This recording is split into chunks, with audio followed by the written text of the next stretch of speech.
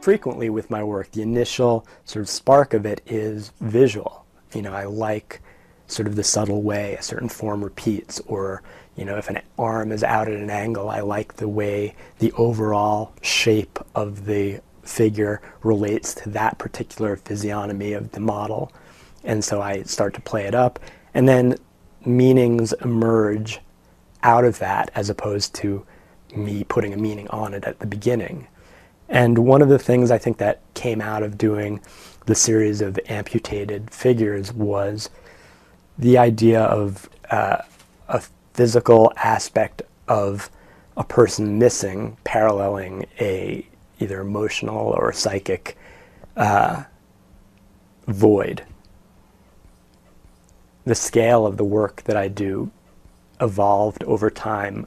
If I did one of my pieces life size, I think it would lose a little bit of its sort of strange quality, because it's essentially the same size as you. You react to it in the same way.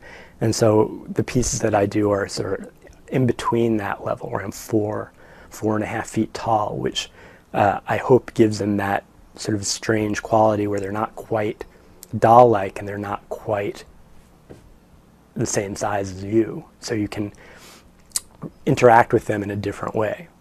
Subconsciously, there are definitely reasons why, after living for 13 years in an apartment in Brooklyn, then all of a sudden moving across the country, I would want to do a sort of a exposed self-portrait because I was trying to figure out what I was doing with my life at that point. But I don't think it was anything as conscious as that.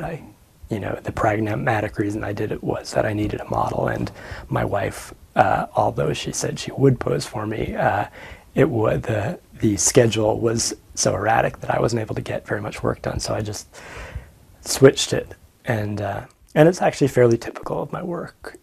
From starting a piece one way, it'll transform into something else.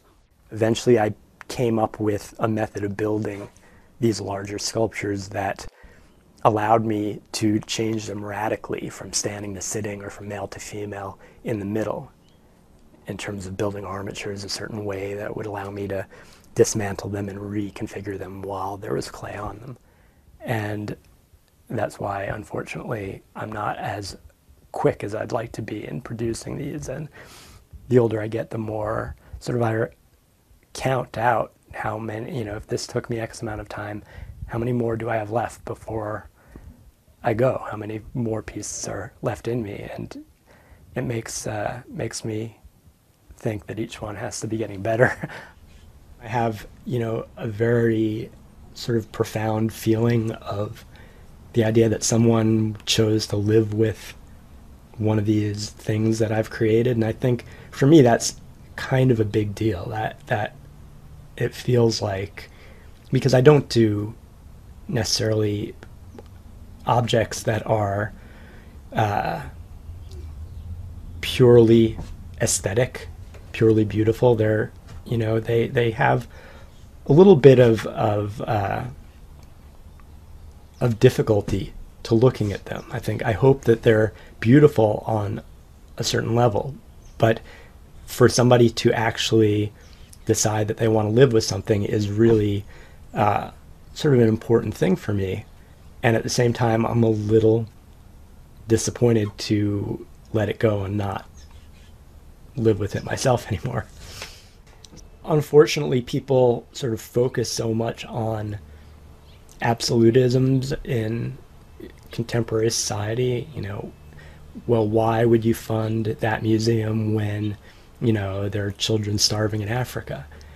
But if you carry that to its logical conclusion, why would you do anything when there are people starving in Africa? Why did you buy shoes? Why couldn't you have worn those sneakers for 10 years?